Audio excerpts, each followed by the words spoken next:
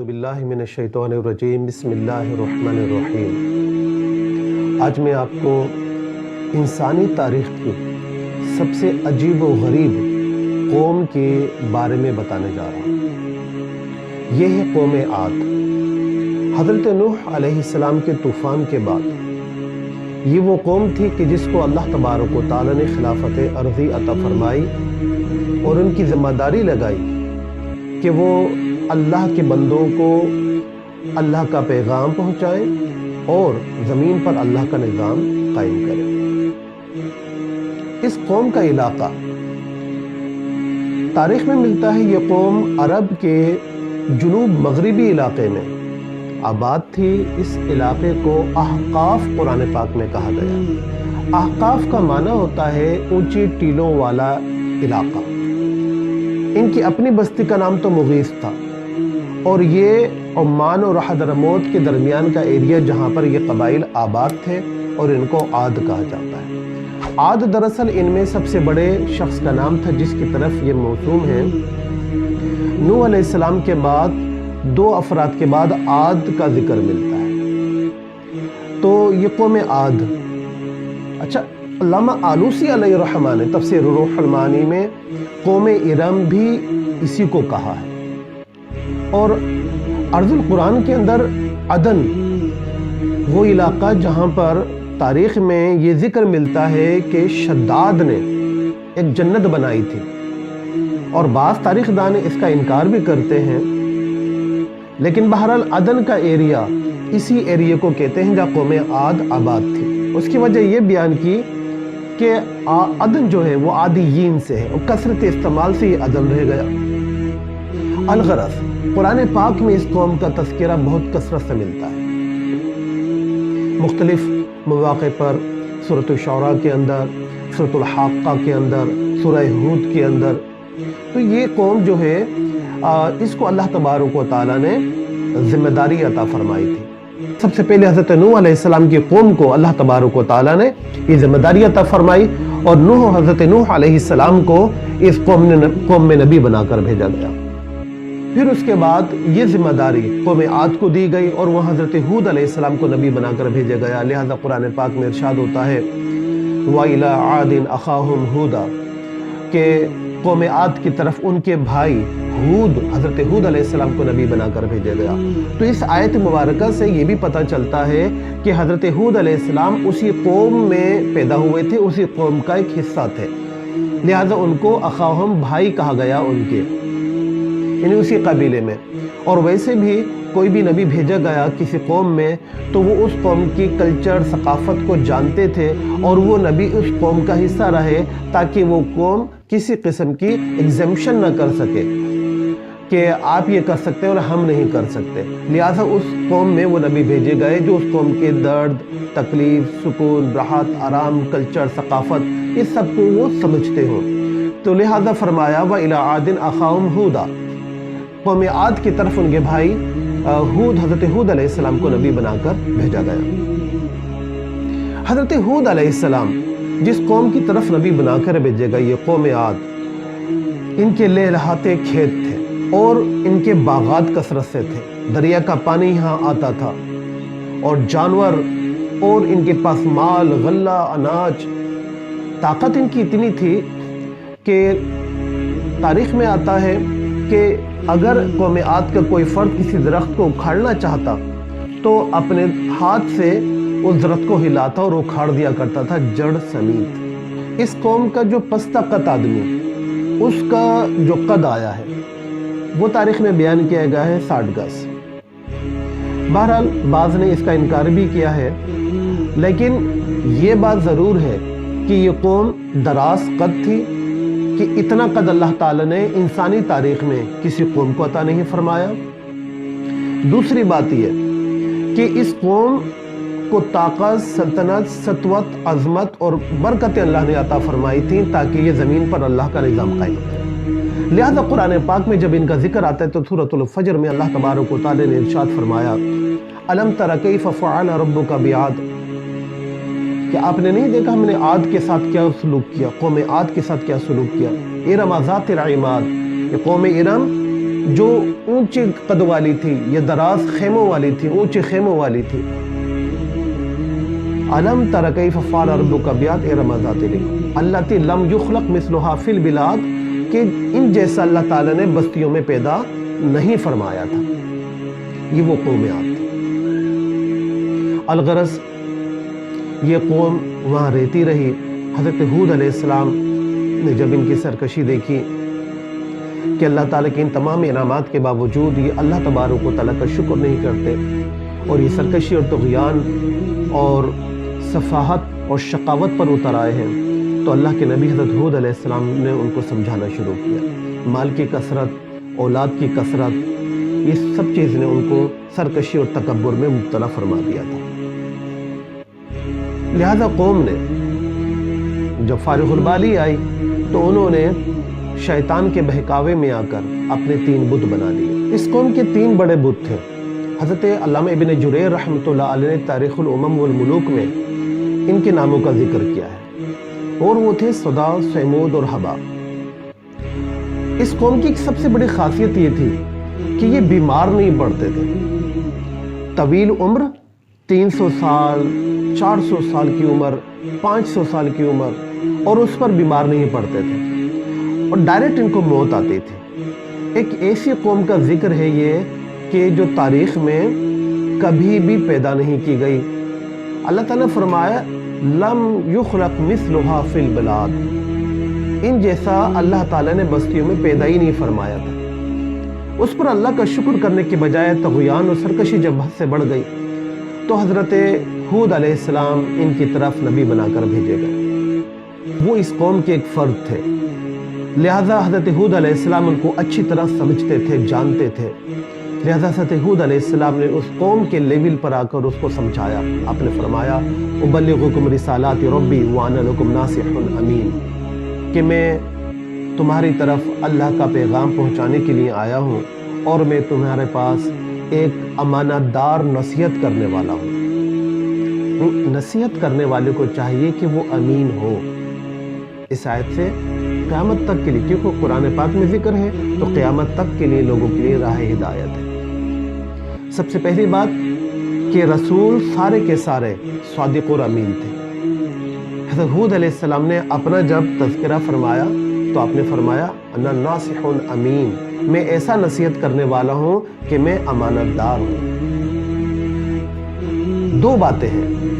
ایک تو انہوں نے اپنا کریکٹر پیش کیا کہ میں نے کبھی بددیانتی نہیں کی. تم اس پر کوئی گواہ نہیں لا سکتے کہ میں نے کبھی بددیانتی کی ہو.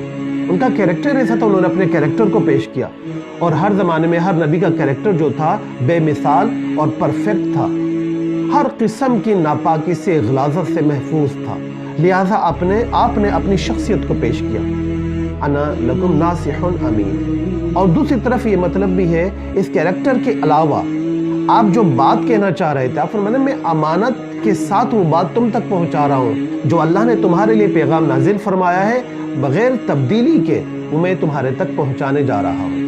لہذا آپ نے فرمایا انا لکم ناصح امین. اب آپ نے اس قوم کو نصیحت کی. حضرت ہود علیہ السلام کی قوم کی ایک خاص بات یہ تھی کہ وہ بڑے بڑے محل بناتے اور عمارتیں بناتے. ہر اونچی ٹیلے پر وہ اپنا ایک گھر، ایک محل تعمیر کرنے کی پلاننگ کرتے اور اس پر فخر اور غرور اور تکبر کرتے. آج کے دور میں بھی ہمارے عمرا، بڑے دولت مند لوگ اور نام نہاد قوم کے مخلص سیاستدان، ان کی بھی یہ سوچ اور ان کی بھی دلچسپی ہے کہ وہ ہر شہر کے اندر ان کا ایک بنگلہ ہو یا ان کا کارخانہ ہو یا کمپنی ہو یا ہر بینک کے اندر ان کی دولت ہو اور وہ بے مثال زندگی گزاریں، کوئی دکھ درد تکلیف ان تک نہ پہنچے. محض اپنی نفسی تسکین کے لیے ایسا کرتے ہیں، حالانکہ ان کے اس تکبر و غرور کا کوئی نتیجہ نکلنے والا نہیں ہے، لیکن وہ جو ایسا کرتے ہیں وہ اپنے نفس کی تسکین کے لیے کرتے ہیں. قوم عاد بھی انہی کاموں میں مبتلا تھی. تو لہٰذا اللہ کے نبی حضرت ہود علیہ السلام نے اس قوم کو کہا یہ تم ہر جگہ پر جو اپنی ایک عمارت اور اپنا ایک محل تعمیر کرنے کی سوچتے ہو، یا ہر جگہ پر اپنی پراپرٹی کا آپ پلاننگ کر رہے ہو، یہ سب کچھ ایسا نہیں ہے، یہ برباد ہونے والا ہے۔ لہذا قوم کو آپ نے فرمایا اتبنون بکل ریع آیۃ تعبثون وتتخذون مصانع لعلکم تخلدون، کیا تم ہر اونچی جگہ پر ایک محل تعمیر کرنے کا پلاننگ کر رہے ہو اور کرتے چلے جا رہے ہو، اور کیا تم یہ سوچتے ہو کہ تم ہمیشہ ان میں رہو گے؟ یہ پلاننگ کر رہے ہو، یہ سوچ ہے تمہاری۔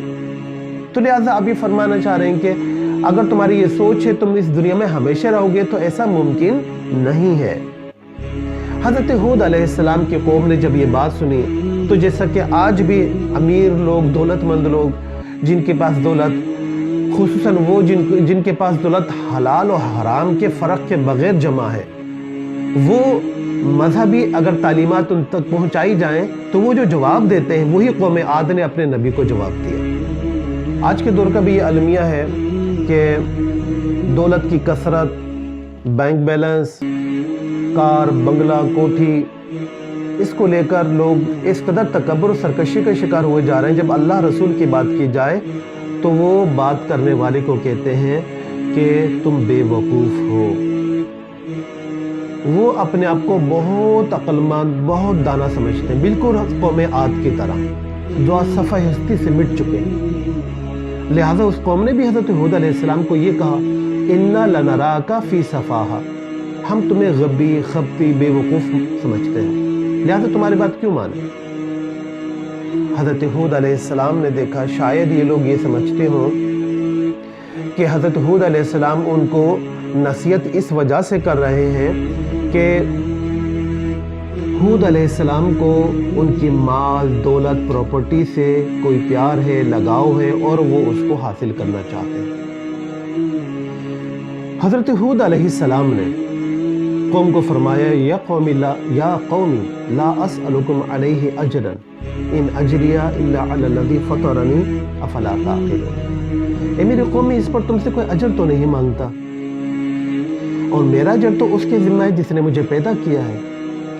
ابھی تم عقل نہیں پکڑو گے، ابھی تم میری بات نہیں مانو گے۔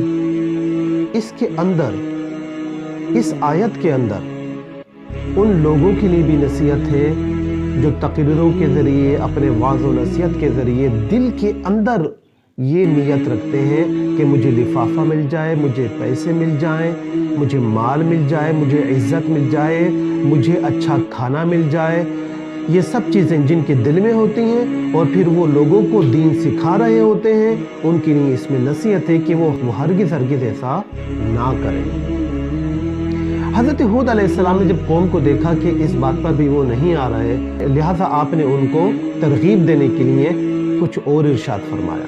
آپ نے فرمایا یا قوم استغفروا ربکم ثم توبوا الیہ، اے میری قوم، اللہ سے استغفار کرو اور پھر توبہ کرو۔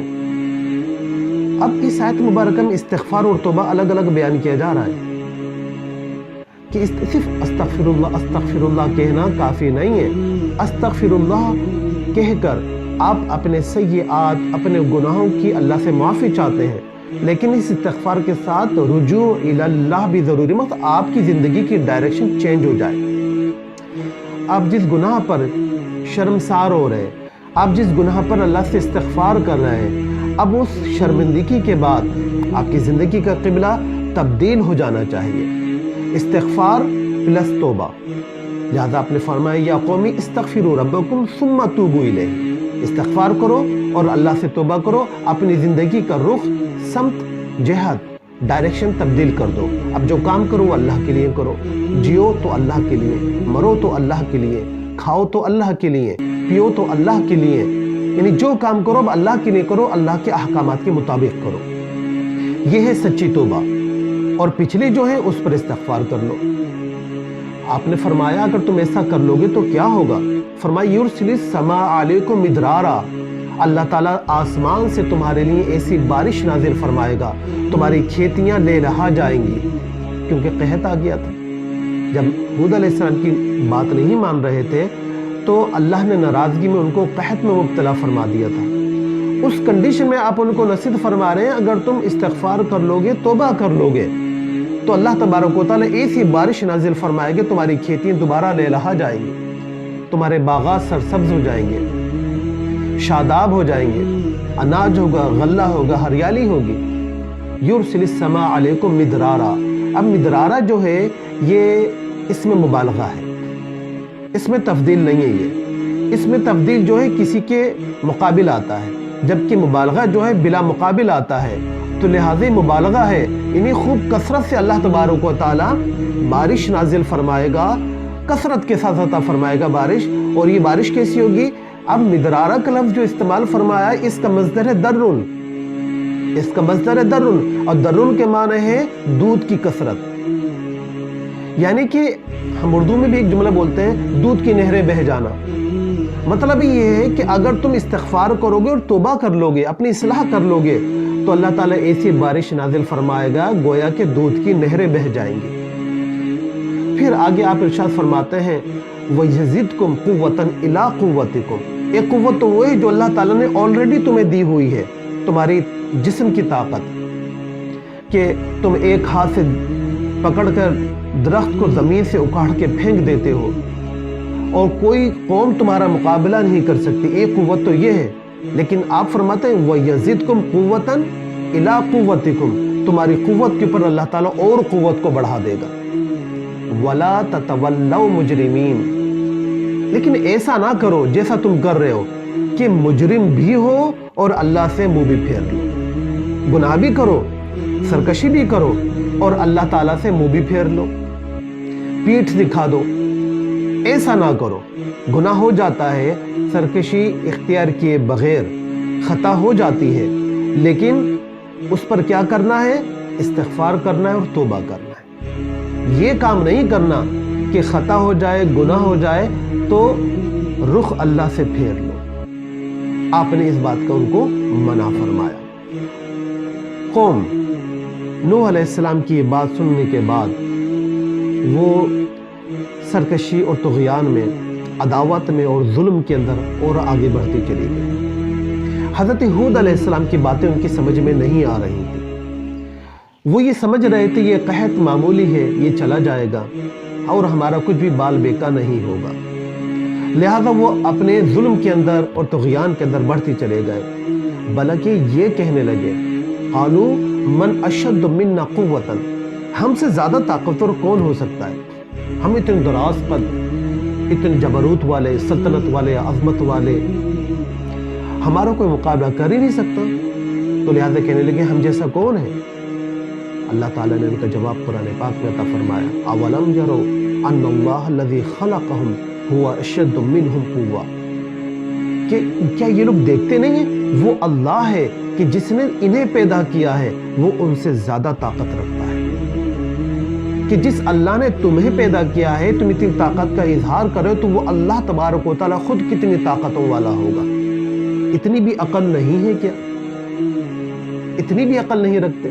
لیکن جب سرکشی طغیان بالکل حد پہ پہنچ گیا اور اپنی حدود سے تجاوز کر گئے یہ لوگ، تو اللہ تبارک و تعالیٰ نے پھر ان پر عذاب نازل فرمایا، لہذا قرآن پاک میں فرمایا فَأُهْلِكُوا بِرِيحٍ صَرْصَرٍ عَاتِيَةٍ، ہلاک کر دیے گئے تیز ٹھنڈی ہوا کے جھونکوں سے جو حد سے تجاوز کرنے والی تھی۔ سرسر کہتے ہیں تیز ٹھنڈی ہوا کو، بِرِيحٍ صَرْصَرٍ، اور عاتیہ کا مطلب ہے حد سے تجاوز کرنے والی، یعنی وہ فرشتے اللہ تبارک و تعالیٰ کے جو اس ہوا پر مامور تھے۔ نبی کریم صلی اللہ علیہ وسلم کی حدیث پاک میں بھی آتا ہے کہ وہ فرشتے جو اس ہوا پر مامور تھے، وہ ہوا اتنی تیز تھی کہ وہ ان کے ہاتھوں سے نکلی جاتی تھی، اور یہ وہ ہوا تھی کہ جس کو اللہ تبارک و تعالیٰ نے خاص جب سے دنیا بنی ہے قوم عاد پر چھوڑا ہے، نہ اس سے پہلے نہ اس کے بعد۔ اب یہ ہوا قیامت کے دن چھوڑی جائے گی جب زمین و آسمانوں کو تہ و بالا کر دے گی۔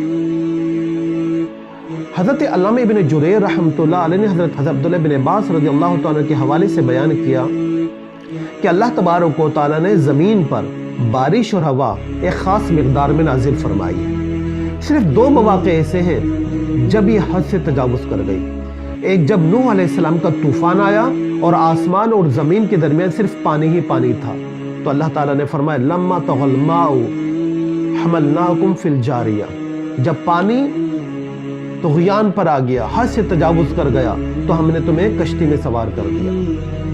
اور دوسرا موقع وہ قوم عاد پر ہوا کا تھا، جب ہوا حد سے تجاوز کر گئی، اللہ تعالیٰ نے قرآن پاک میں ذکر فرمایا عاتیہ، حد سے تجاوز کر جانے والی۔ تو اس قوم کے اوپر وہ ہوا نازل فرمائی۔ اچھا، وہ لوگ جو تھے ہاتھ پکڑ کر کھڑے ہو گئے ایک وادی کے اندر اور کہنے لگے ہم دیکھتے ہیں یہ ہوا ہمارا کیا بگاڑتی ہے، لیکن اس ہوا نے ان کو اتنے تھپڑے دیے، اوپر اٹھا کے نیچے پٹخا۔ کچھ لوگ غاروں میں گھس گئے، کیونکہ یہ چٹانوں کے اندر گھر بناتے تھے، وہ اپنے غاروں کے اندر گھس گئے تو ہوا کا بگولا اس غار میں داخل ہوتا اور ان کو پکڑ کر باہر لا کر پھینک دیتا۔ تفاسیر میں آتا ہے کہ جب ہوا ان کو اٹھاتی تھی اوپر تو نیچے پھینکتی تھی تو ان کے سر پاش ہو جاتے تھے۔ اس ہوا کو اللہ تبارک و تعالیٰ نے ان پر 7 راتیں اور 8 دن مسلسل جاری رکھا۔ تیز ترین ٹھنڈی ہوا کی آندھی تھی اور اتنی زیادہ تھی، اتنی زبردست قسم کی تھی کہ اس جیسی آندھی پہلے کبھی نہیں آئی۔ سیاہ قسم کے بادل تھے جن سے یہ آندھی نکلتی تھی۔ اللہ تعالیٰ نے فرمایا وَسَخَّرَهَا عَلَيْهِمْ 7 لَيَالٍ و8 أَيَّامٍ حُسُومًا۔ حسومہ مانے لگاتار یہ جاری رہی، رات دن۔ ایک ہفتے کے بعد جب شام کے وقت یہ آندھی ختم ہوتی ہے تو حالت یہ تھی، اللہ تبارک و تعالیٰ قرآن پاک میں اس قوم کا تذکر یوں فرماتا ہے فَتَرَى الْقَوْمَ فِيهَا صَرْعَا۔ تو اب تم اس قوم عاد کو جو جبروت والی اور مال دولت والی تھی، اب اس کو اس حال میں دیکھو صرعا، جیسے جڑ سے کاٹے ہوئے بکھرے پڑے ہیں تنے۔ فَتَرَى الْقَوْمَ فِيهَا صَرْعَا، حالت تھی كَأَنَّهُمْ أَعْجَازُ نَخْلٍ خَاوِيَةٍ، جیسے کھجور کے درخت جن کا ہرے پتوں والا اور پھلوں والا حصہ کاٹ کر خالی تنے جو پھینک دیے جاتے ہیں، اس طرح دراز قد تھے اور پورے اپنے میدانوں میں جہاں وہ رہتے تھے اب نہ وہ عمارتیں تھیں، نہ وہ کھیت تھے، نہ غلہ تھا، نہ کھلیان تھے، نہ باغات تھے، اب کچھ بھی نہیں تھا۔ اس آندھی نے سب کچھ تہو بالا کر کے رکھ دیا تھا، اب صرف ان کے جسم وہاں بکھرے پڑے تھے۔ آج بھی اس علاقے کو ربع الخالی کہا جاتا ہے۔ عرب کا یہ وہ علاقہ ہے جہاں صرف اور صرف دور دور تک صحرا ہے، ریگستان ہے، پانی کا نام و نشان نہیں ہے۔ کچھ آثار اللہ تعالیٰ نے عبرت کے لیے باقی رکھے ہیں۔ جو لوگ یہاں جاتے ہیں وہ دیکھتے ہیں پہاڑوں کے اندر جو انہوں نے گھر بنائے وہ آج بھی کھنڈرات کی صورت میں عبرت کا نشان بنے ہوئے ہیں، اور قیامت تک کے لیے ہر اس طبقے کے لیے یہ خاموش پیغام ہے جو اپنی دولت، اپنی کثرت، اپنی طاقت اور اپنے بینک بیلنس پہ آ کے اللہ کی آیات کا انکار کرتے ہیں، اللہ کے رسول کی نافرمانی کرتے ہیں۔ اللہ تبارک و تعالیٰ ہم سب کو عقل سلیم عطا فرمائے اور اللہ تبارک و تعالیٰ سیدھے راستے پر چلنے کی توفیق عطا فرمائے۔